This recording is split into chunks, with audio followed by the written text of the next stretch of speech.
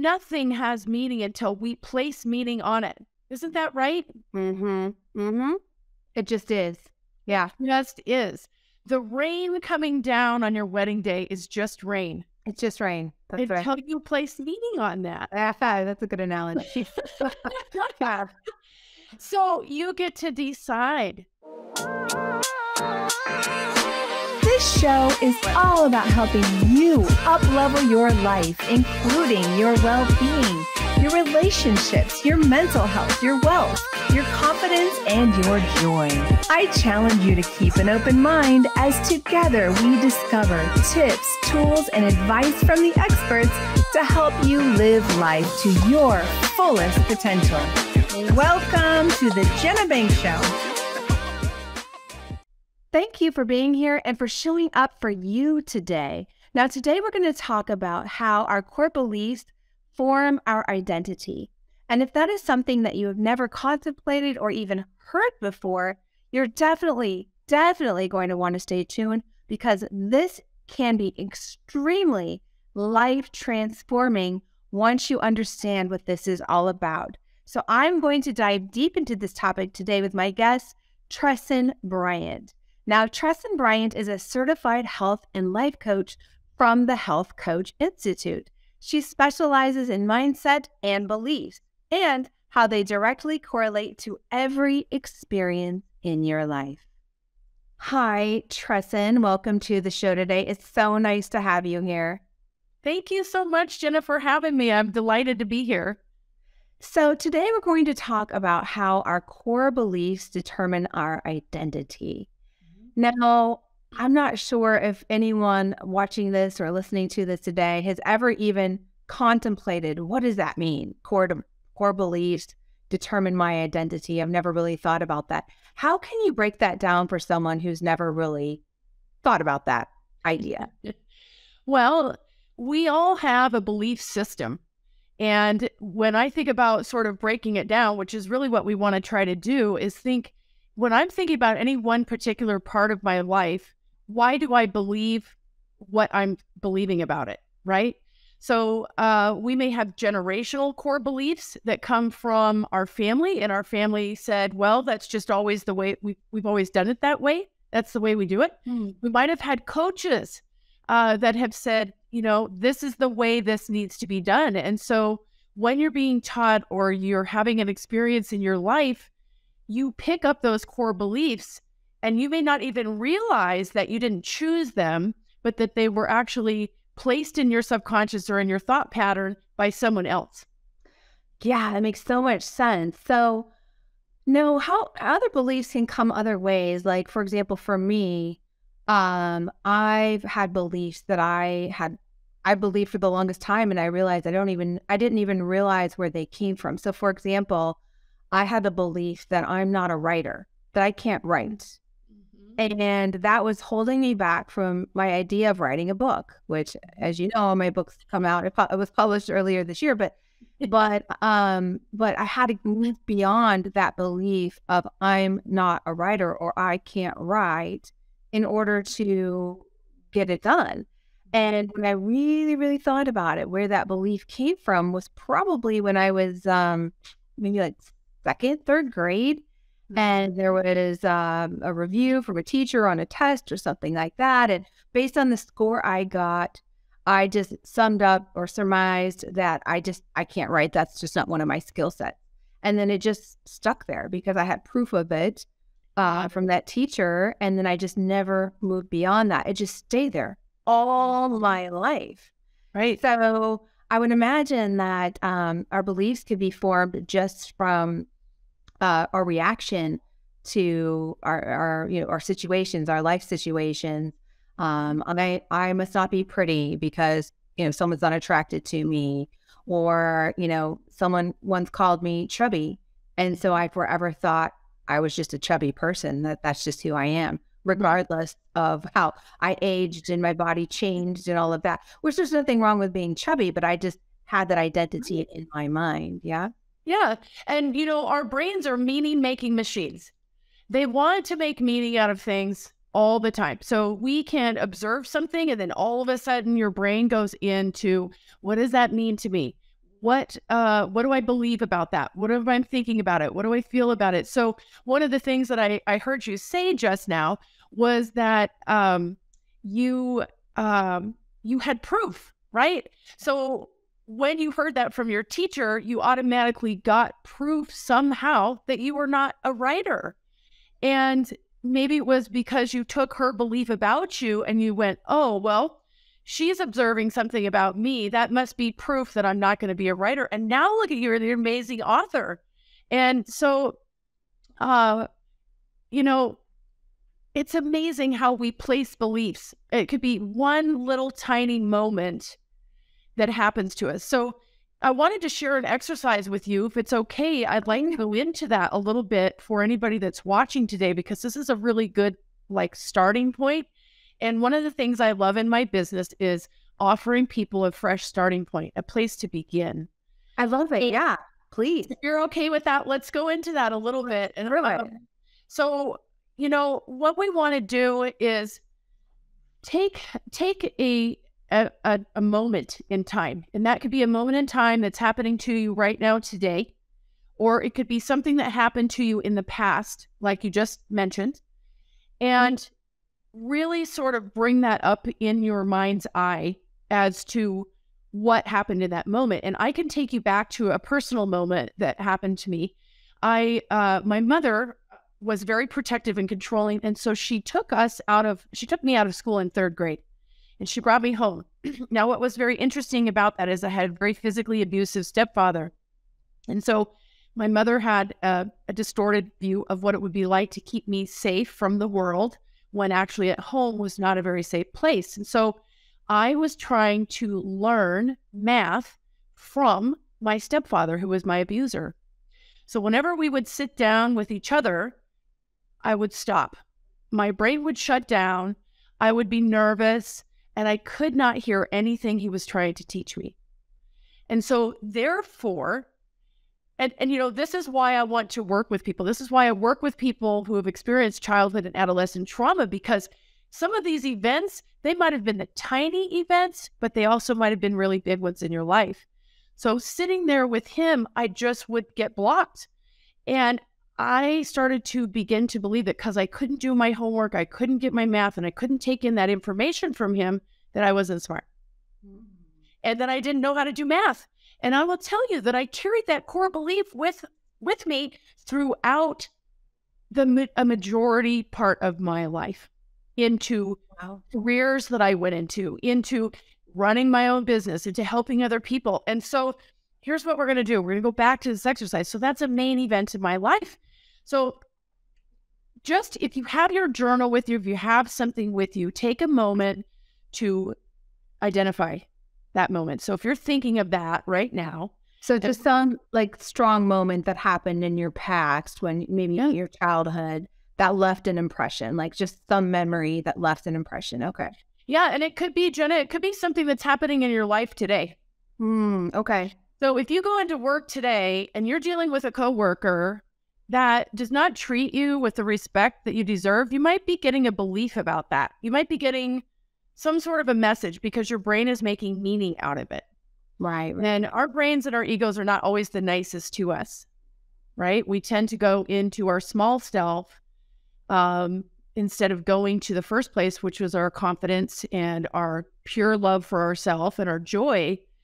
And we also tend to pick up other people's beliefs as if they're our own. And it's like carrying a backpack of rocks around with you. You're just collecting them, you're picking them up, you're sticking them in your backpack, and it's really heavy and it doesn't belong to you. So identify that moment. Okay. Do you have one? I do. Okay. So in a minute, I'll ask you, maybe you'd be willing to share that with us and we'll go through this. So the next step of this is really identifying the core belief that you adopted about yourself when that instance or moment happened to you. Can you pinpoint that? Yes. Okay. I hope you guys are playing along with me too now. Yeah. So if you're watching this, you should be writing along with us. Pinpoint this moment for yourself. What core belief did you adopt about yourself Was it good or was it bad? And really for the purpose of today's, we're really talking about something that might have been negative. You can use this for a good belief as well, because if you accomplish something amazing in your life, you can use your core beliefs and your identity about that to really expand and grow. So, Jenna, you could go back to the fact that you did write a book and you can go, wow, I am amazing. I am a writer. I can do anything. And then you can take this and then go, what is next for me in my identity? So once you understand that your core beliefs about yourself determine your outcome, that is like freedom. It's like totally setting yourself free. So when you identify that core belief, now we're taking that into our identity. So can you think about that core belief, Jenna, and how that core belief allows you or doesn't allow you to present yourself in the world? Yes. So do you want me to reveal? Yes. Would you please share? Okay, sure. So this is, you know what? I was going to go back to something in childhood, but I decided to do what you mentioned and take something recent, because I think that is a really good opportunity for growth immediately. So there was a situation where we were in a group text and I texted a friend. Well, actually, I group texted a reply that I couldn't go somewhere. And it was because I wasn't feeling well.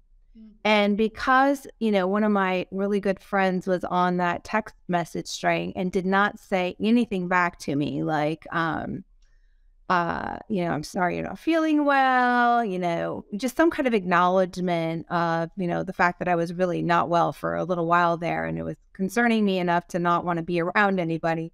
And so I that affected me, right? That was a moment that was on my mind. And so one of the beliefs that were coming up for me was that, well, she must not want to be friends with me as much anymore, or must not love me.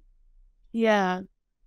Yeah, because we look outside of ourselves for our love, safety, and belonging sometimes. We look for approval from other people, or we look for our positions in life to be better, for approval and acknowledgement. And those things feel wonderful. When you are feeling very confident in yourself, those outside feelings, and this is no judgment in this, because we all have a bit of this. We're all looking for someone to say, gosh, you just look amazing today. You're just really killing it, right? You're just doing so great. But when I can go inside and say to Tressen, myself, and I do image work and mirror work with people where we work on our identity, and I can look in the mirror and go, you know what? You're amazing. You got it. You got it going on there, girl. I really don't seek that or look for it. It feels great, but it's not a part of what I need necessarily. Feels wonderful. I love that. Right? So when you're doing this work, it's valuable and important to know that until I learned how to actually embody these principles, they didn't really sink in.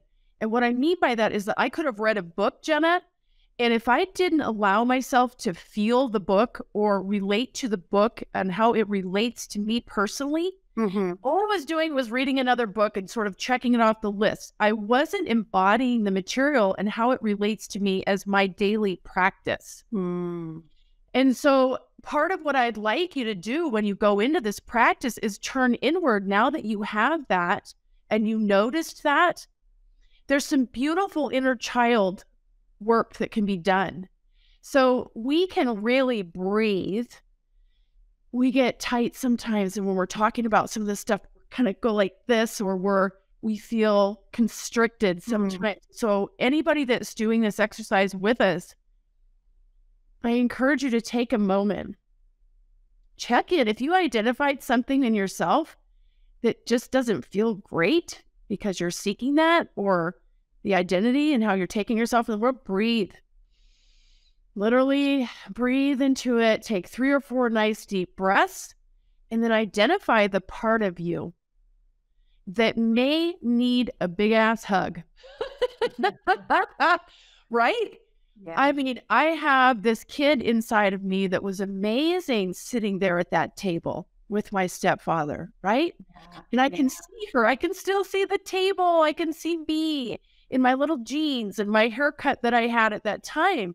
And now I look back and I talk to that kid and I go, you know what? We're doing this differently because I'm with you now. I'm 4-year-old Tressen who's kicking ass and you are my buddy and I'm going to take you with me. I got you.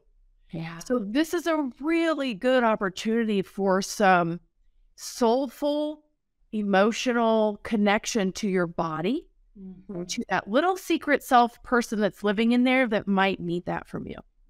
I love that you're bringing this up because we get so justified in our thinking, right? Our mind, like you said, does want to evaluate and come to some kind of conclusion.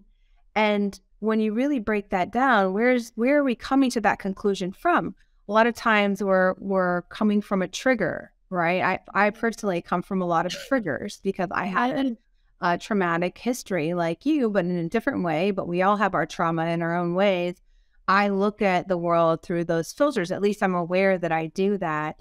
Yes. Thankfully, I think awareness is a big key, right? So I don't think we can really, for me personally, as much work as I've done in this area, I could still use a lot more work. But I don't know, can we ever move beyond seeing the world through these filters? Or is really awareness the key forever and always to, yeah. I love this question. I love it so much because when we deal with these things and they come up and this voice comes up, we're wondering, is this just going to plague me for the longest time? Yeah. We have neural pathways that we're repeating over and over again in our brain. And if I took a piece of paper and folded it, it would have a crease in it.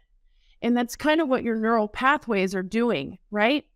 So you are taking the same path. So when a thought comes into your head and it's a core identity or core belief that you take into your daily identity and you go, you know what? Where did this come from? If you allow yourself a moment to pause, breathe, and go, is that true? Does that really serve me? Do I like that? Was I the person that adopted that belief, or did I get given that by a circumstance or situation in my life? Then you can begin to create a new neural pathway in your brain. And you can go, okay, hold on a second. I get to decide how I feel about this. And now I get to respond, which is really super cool because when we have activators in our life, we tend to react. That's right. Yep. Instead of respond. And it's like, I call it an activator because to me, that's a little more gentle. Some people will call it a trigger like you do. But when I'm activated, I go, oh, I'm short of breath. I feel like nervous or I feel like I'm judging. I mean, judgment is a clear sign of yourself or someone else that there is a belief going on in there that really doesn't align with your core or your heart center. It doesn't, right? You can go, okay, here we are. We're traveling an old neural pathway. And you can literally get logical about it and talk to your brain and go, that's the crease in my brain that I used to travel all the time. And you can actually thank it. Because our critter brain, our small brain, is our caveman brain, or whatever you want to call it, is always chattering, trying to keep us safe. And we can stay stuck in our uncomfortable comfort zone for a really long time.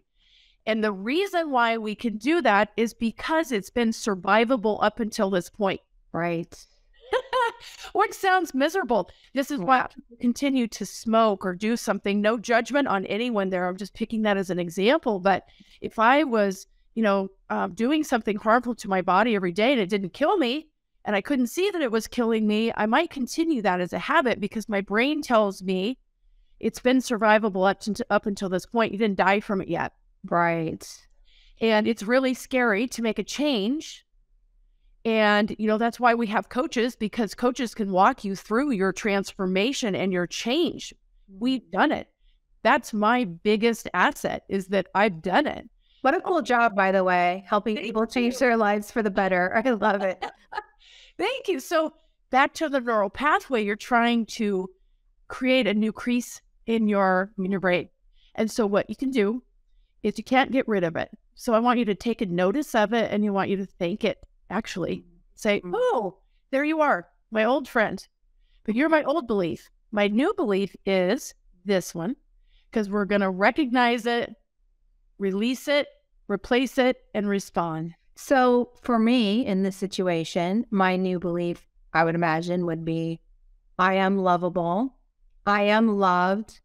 I am cared for. My friends love me.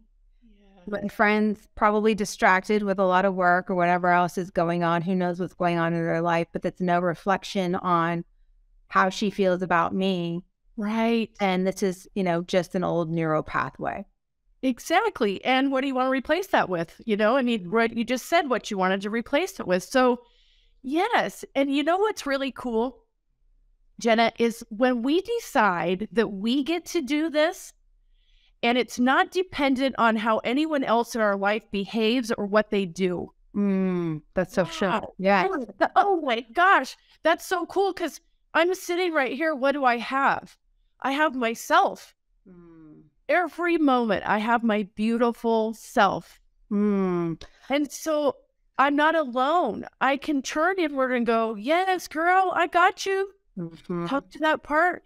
And then that's when you realize, think about it this way. What if on that certain day, your girlfriend's dealing with her core belief and her identity? Well, I thought about that. I actually thought that she might actually think, oh, here she goes with another excuse. Yes. This is beautiful. I love these conversations because there you are making meaning again. Now, nothing has meaning until we place meaning on it. Isn't that right? It just is. Yeah. It just is. The rain coming down on your wedding day is just rain. It's just rain. That's right. Until you place meaning on that. That's a good analogy. Yeah. So you get to decide, what meaning are you giving it? And wow, going right back in, as I said, embodiment's key, checking back in from here, dropping back down in, and you can even just place your hand because then you're really becoming aware that you have a heart in your body. You're like, okay, cool, I'm breathing now. I'm in my heart. I have all the love in the world for myself. I have all of the love in the world for my girlfriends. Yeah. And then you can just become like love in that very moment. And you can just pull it in from the ether all around you and just become it. And really, have you ever thought about a person and they called you 5 minutes later? Oh yeah, all the time. Okay, so I truly believe that I can send you just by my energy and tapping in. I can feel the love and care that I have for you, Jenna, on this show right now. And I can send that to you. Yeah, and I could feel it. Yeah, absolutely. Absolutely. You're right. It changes everything. So everything is kind of like a reflection of you, right? So if you can change your reaction to a response and you respond with love, that is what you're going to get. By the way, speaking of which, shortly after I got a text from my friend wanting to connect, make a date to connect. So that was just, so you'll notice that, if you don't react to these triggers and just give it pause and, I love that how you said, take the deep breath and then rethink things. And how do you want to live your life? What do you want to believe about yourself? How do you want to be? And then react based on who you want to be. It changes everything. And then you'll see everything works out. It works out. Yeah. A huge indicator when you're doing this work is the way that you feel. So everything is vibrating at a certain level or energy. And I truly know that and believe that. And so when we talk about going into our core belief and then how it affects our identity, when I took myself into the world as a person who couldn't do math, oh my gosh, that just felt so crappy. It was awful. I would not apply for something because I didn't think I was good enough to do it. Yeah. I would take myself out of opportunities because I didn't think I was good enough. Now, so when I started to feel that way, once I learned how to do these things, I can tap in now very quickly. And so those neural responses will start to change faster and faster and faster. The more you're consciously creating your thought system and what you choose, the quicker you're going to be able to respond with the new belief. So you can't get rid of the old one. It's always going to come up and challenge you, but you can respond faster. Go, wait a second. I'm actually the boss of me, and I am actively participating in my life at this very moment. I get to choose the thought, and this one doesn't feel good. It feels crappy. So when I believe and I take myself in the world that I can't do math, that doesn't feel great. So what am I going to choose? And then you get to choose, and you get to take yourself into that. Now, I have a new belief system. So if we just took that core belief and we said, but I can learn. Look how gentle that is. Like, I can learn from somebody who wants to teach me. I can always learn. That's just like a really gentle starting point. That's a really good point. Yeah. You don't have to dive quickly onto the opposite end of the spectrum. You can just keep an open mind and say, I can learn something new. Yeah. Maybe that wasn't, when I take myself back to that, I can definitely recognize that was the wrong person to be teaching me at that moment. Yeah, true. Right? Yeah. And so here's the thing. That person was coming from their experiences in their life, from their core beliefs and their identity. And they also had an abusive childhood as well. Yeah. And you know what? I've actually come to learn and know I have radical acceptance in my life. I actually love that person now. Oh, that's amazing. What a breakthrough. Everything that came through, I can see the challenges in my life. Look at where we're sitting right now. Yeah. I'm here hanging out with you, and I get to share this experience, and I have revised that day into something that absolutely serves you, serves me, serves my clients, and the people that are watching today. And when we can go there, we can make huge transformation in our lives. Yeah, I have a friend who recently, actually, she's a friend and she was a guest on the show and now a friend. She said, everything is either a blessing or a lesson. Everything. Yeah. And it's such a good way to look at it. It's either a blessing or a lesson. So if something, if you have a negative experience, you can look at it as there's always something to learn from it. What can I learn? And then you can turn it into a lesson. Absolutely. And then it becomes a beneficial thing for you. And it's being willing for just one moment. So to just allow letting go and the surrender of really holding on to needing that other person to have apologized or be wrong or to make meaning. Some of us are waiting and waiting and waiting to do this work until we have an apology from someone. We're waiting and waiting to do this work until we know why they did what they did. And, you know, it's a beautiful thing when you can say, I'm for a moment going to allow that not to come in because I don't want to place myself on hold any longer until I get that answer, because guess what? You may never get it. Yeah. So what you're giving so much meaning to getting that closure or that answer, you give that gift to yourself. Get that little girl back out, put her on the table right next to you, put your arm around her, or that young man, right?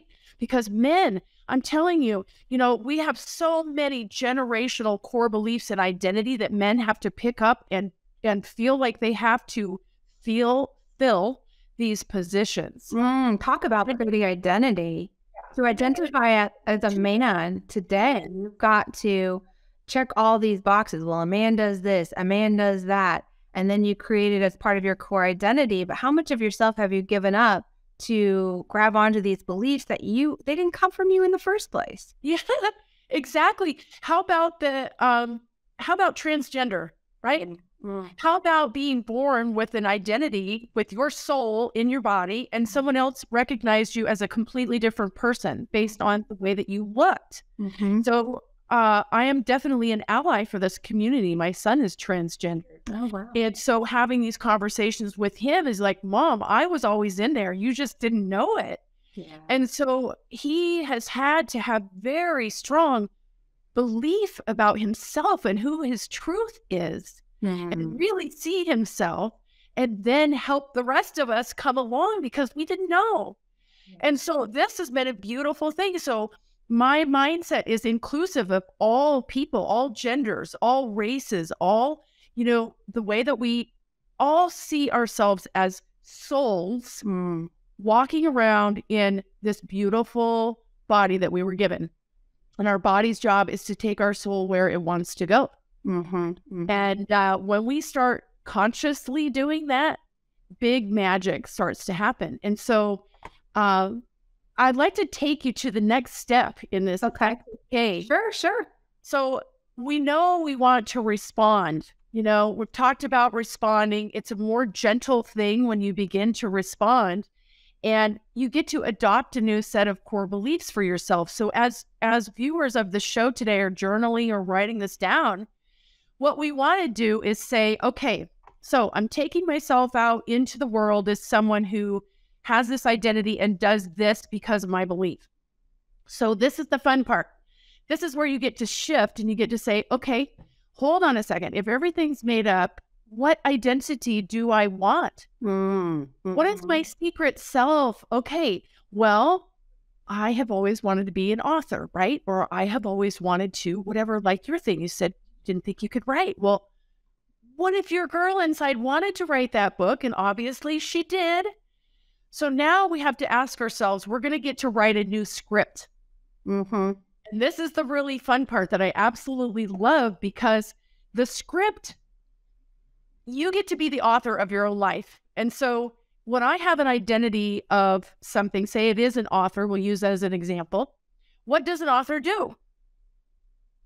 Well, research it. What does an author do? What and beliefs does an author have? Well, you are constantly writing down your ideas, journaling about them, researching, making notes. Writing, really. Just writing a lot and not letting it hold you back, not letting this limiting belief that I can't write stop you. You just write like you are a born writer, a natural writer. It just flows and you don't second guess what you write. Yes.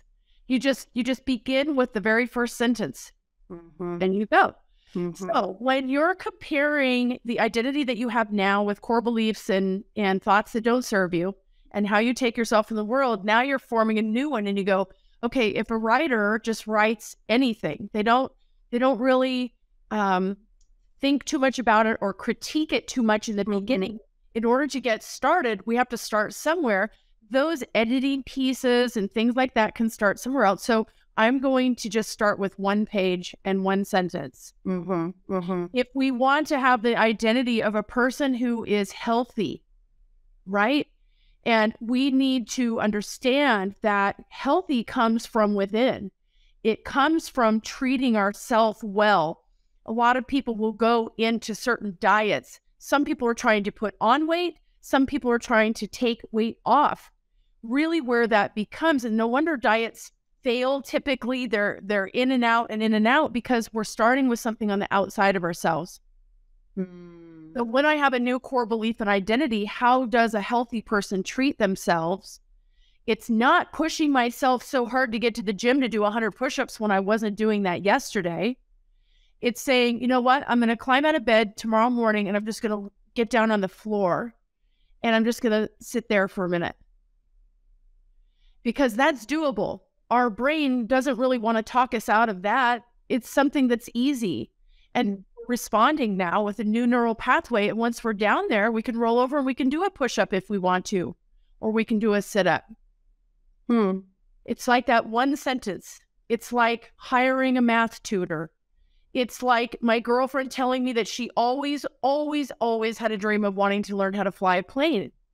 Well, her identity in that day, in that moment, didn't include anything of the new identity or the new script she wanted.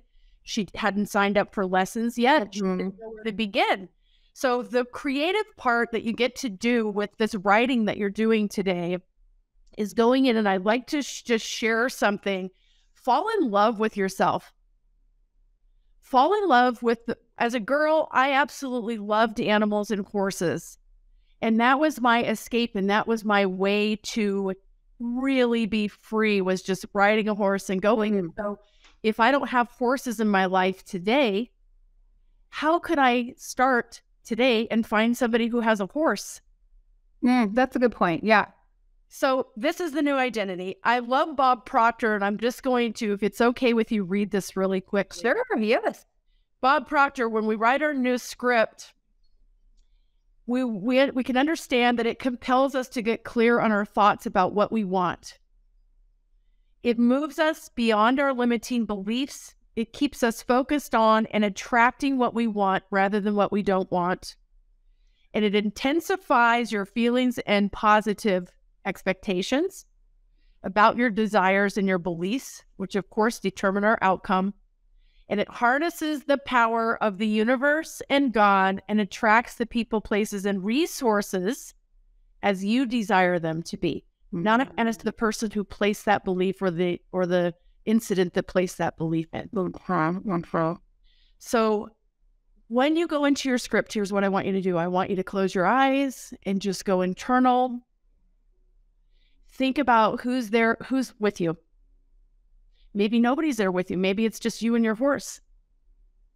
You know, when you're an author, do you go into a writer's group at the library? You know, do you connect with an accountability partner that can help you? Do you hire a coach? Somebody helps walk you through this process daily and who helps you really, really embody that. So when we go into these limiting beliefs, our bodies can literally just freeze up because that's a trauma response. We can just go, oh my gosh, I've got so many thoughts. I don't know where to start. Yeah. Just connect with whatever part of you.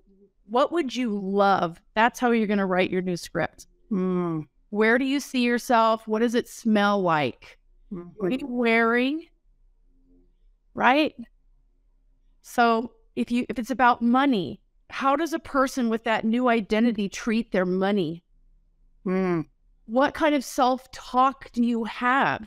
So if you're going into the script and you want to change this next year going into, you know, this new year or whatever you are point in time in your life, if you looked into your future self, what would your future self tell you today as you're writing that script? Yeah, you can't have any change if you don't make change, if you don't do things differently than you've done before, right? So it can't be the way you've done it. So what is the new version of you do without these limiting beliefs?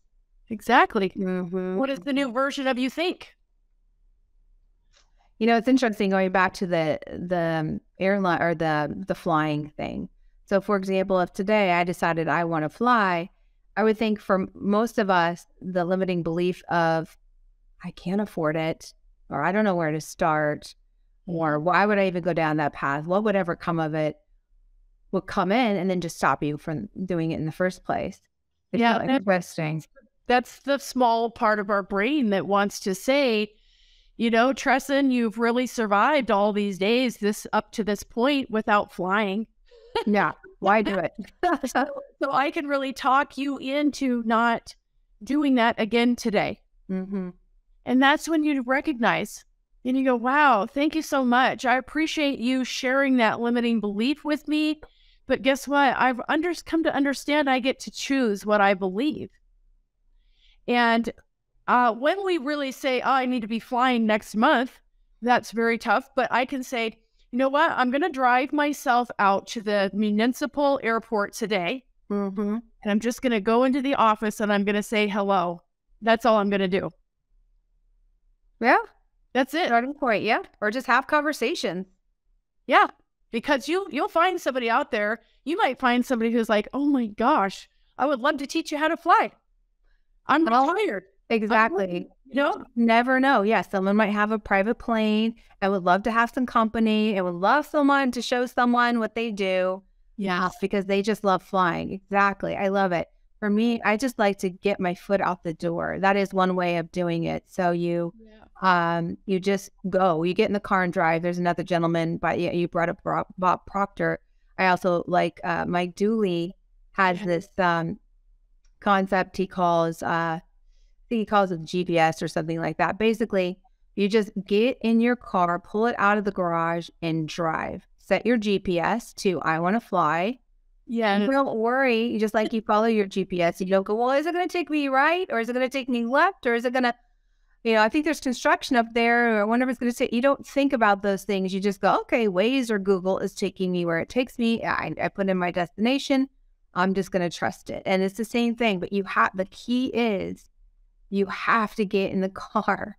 Yes. And you have to be driving. So that key action might be just, as you mentioned, going down to the municipal airport and just talking. I mean, that is getting in the car and driving. But there's so many different things. What do you want to do? Ride horses. Same thing. Go down to some stables and start talking. Or just go on Groupon and get a, discounted horse ride, and Exactly. anything. Exactly. I think when all of this started to turn around for me in my life is that I saw these repeated patterns and they didn't feel good. And so the way I was taking myself out into the world, looking for completion of myself outside of myself, it just didn't feel good. I didn't have the power I wanted. And so when I decided to say, I know internally, dropping down inside again, I know that I am smart. And I know that there's better and more for me in the world because I can really feel that. And I think that's the sense of the divine and the universe that lives within us, our creator, who is part of, I believe, everything. And so when I begin from there, and I know that that divine presence wants to express itself through me as me in the world, then I realize I'm not alone. Like my creator's there with me and I've got this soft spot to begin.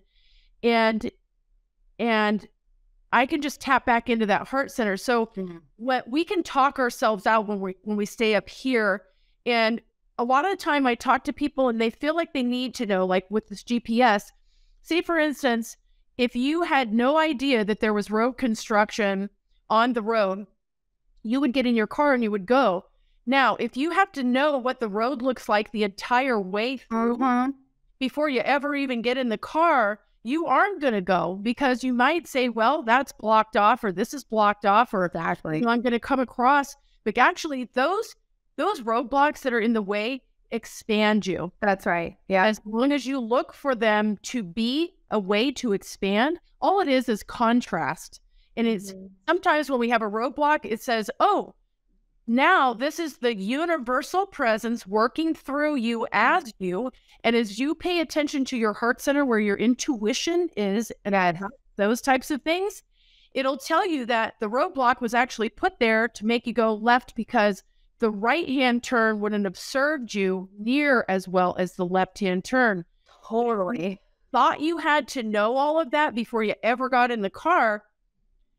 We sit and we freeze, and that we freeze because we don't know all of the answers yet. And we need to remember that personal growth and our expansion on this earth is not happening in one moment. It happens moment by moment by moment when we allow. Yeah. Yeah. The only thing you have to do is say yes to yourself. That's it. And that's what I did. I said, you know what? Obviously, I don't know how to do the things I want to do. So I'm going to reach out and get with someone else. I'm going to watch Jenna's show. I'm going to gain knowledge from the guests that she has on there. I'm going to read her book.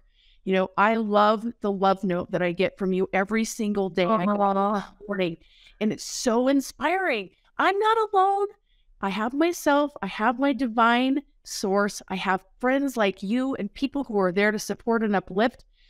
The only thing you have to do is open up to it, and everything that you want is going to show up. I love it. I love your beautiful positive attitude. And also for anyone who was wondering what Jenna's writing you a personal love note. Actually, if you don't know, I have something called Love Notes to Myself. You can find it on my website, jenna-finks.com. It's a totally free love notes from you, written in this very romanticized kind of way. Little short, little bite-sized, just self-love reminders. But I digress. They're great. I love them. They're great. Before we wrap this up, by the way, thank you so much. And I'm so glad the love notes are touching your heart. But just back to what you mentioned about, the roadblocks, I think you could also bring this back to the GPS analogy in that, yes, Google might take you across some construction, and you're like, or even through some traffic. You're like, oh, come on. Like, but you know what? That was the best way. And there's trust, right? You trust that no matter what, Google is going to get you there. Google said it's going to get you there. You trust it, and you're going to make it through. And in the end, you're going to get to your destination. Now that said, the destination might not necessarily be exactly as you envisioned it. I've learned that as well, but that is not necessarily what this show is about. But it's about like really just, carving out your new identity by, identifying what your core beliefs are. Yeah. And realizing that those you are in control of. So I think that would be just to bring it back full circle here, just really thinking about, when you go to do something and you say, well, I can't do it because of XYZ, right? I can't sign up for that. I can't fly, even though that's one of my desires. I just can't afford it. Yeah. And you convince yourself you can't afford it. Right. What if you shifted that and just said, well, I'm going to find a way to afford it. Yeah, I'm going to find a way to make it happen. Those are all choices. We always have a choice. You can listen to that old belief that tells us who we are. Right. And it always has been. And like you said, it keeps us safe, keeps us, it kept us in survival mode all this time. It got us to where we are. But do you want to keep being who you are today, which you might want to. That's great. That's wonderful. But if you are living a life of fulfillment and 100% joy and feeling on fire and inspired every day, like I'm sure you are, Tressen, it just shows up in your energy. And that's exactly how I feel, unless I'm sick like I was this last week, which tonight I felt terrible. But besides that, truly, if you want to live a life of inspiration and joy as your normal, you've got to be, up-leveling yourself. You've got to be, living to your full potential. You've got to be doing the things that light you up, pursuing your passions, your hobbies, the things that you enjoy. And, somebody watching this right now might not even know what that is. Right. And I want to let you know that that's okay. That's okay. There's a lot of people in your shoes if that's who you are, if you don't even know what lights you up. You don't even know what you enjoy doing because you've been so busy pleasing everybody else in your life. Yes. And that is okay. It's okay. Yeah. You can start somewhere. And I don't know, Tressen, did you have any kind of advice for anyone who might be there today where they're like, I want that. I want what you have. But I don't even know what I like. I don't even know what I enjoy. Yeah. What advice would you give for them? A lot of these moments in our life cover up what we want. We're like this little golden Buddha that sat in the forest, and we've got all this moss on top of us, but the gold, the beautiful glimmering gold, is still underneath. If we just can rub that off just a little bit, And that's kind of what I feel like, is that we cover ourselves up with these other people's beliefs and expectations and all of this, and we lose that part, our main reason and our why, right? So you can drop back down into your heart center and really sit still with yourself for a few moments. I know that's really hard for us because we're all getting a dopamine fix from our cell phones, from our computers, whatever it is that we do. And I would literally encourage whoever's trying to really understand their purpose and their why, because this is beautiful that you bring this up.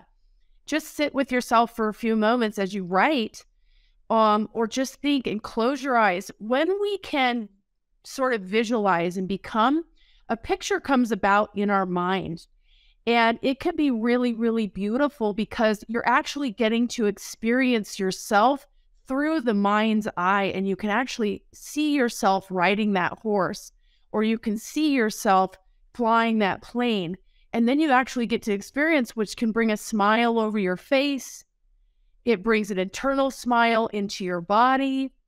So if you don't have that way to find that picture, go back to the secret self or the childhood self, or maybe you were 14 or maybe whatever it is, and you drop back into that person inside of you and say, hey, Tressen, what did you love when you were young? What lit you up? What could you have done for the entire day when you were younger?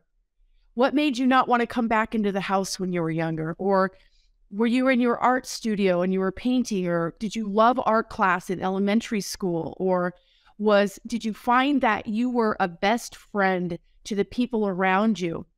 And then maybe you could make a call to someone today and give service to someone else.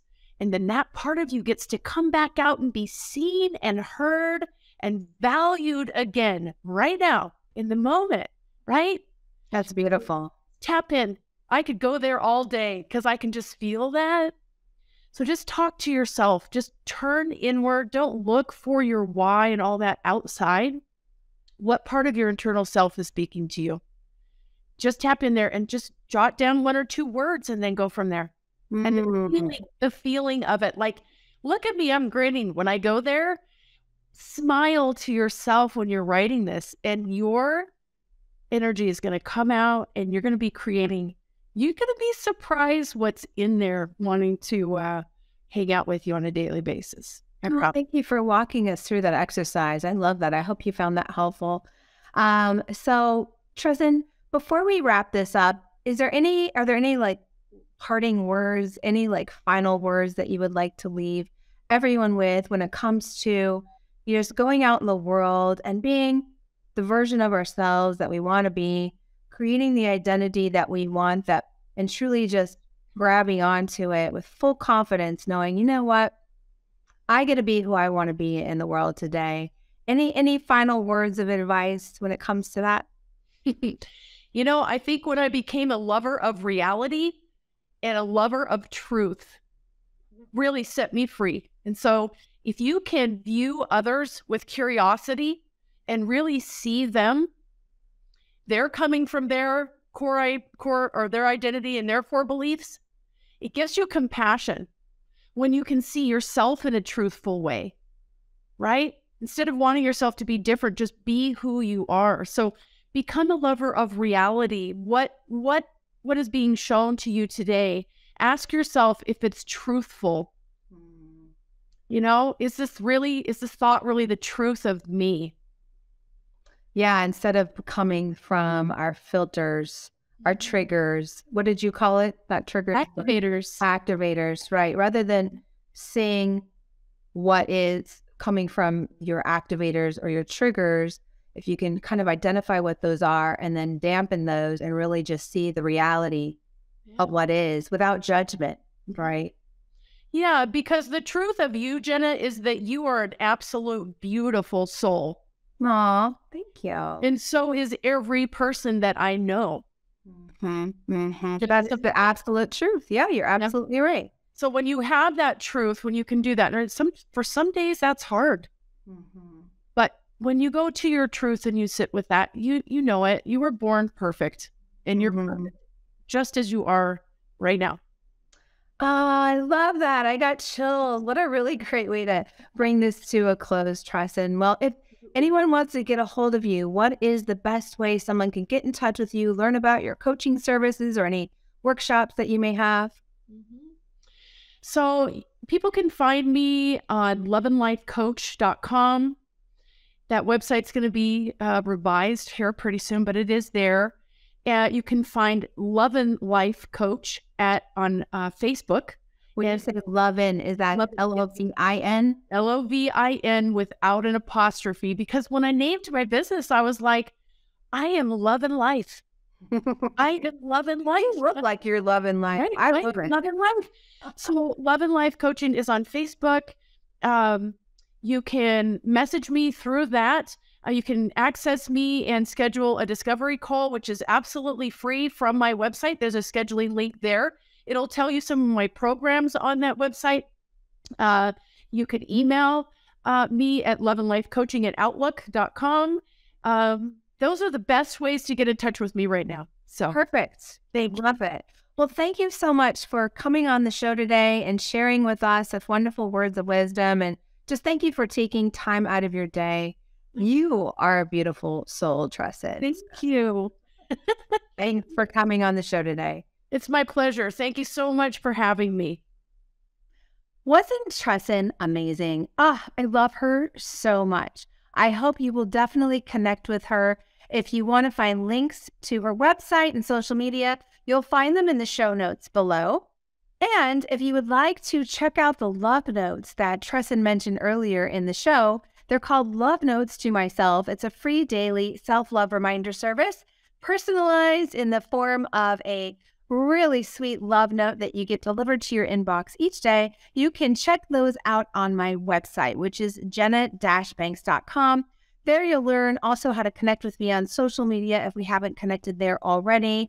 You'll find links to my Instagram, Facebook, LinkedIn, TikTok, YouTube. Yes, I'm everywhere, but I would love to connect with you on any of those channels. But at the very least, definitely check out the Love Notes to Myself.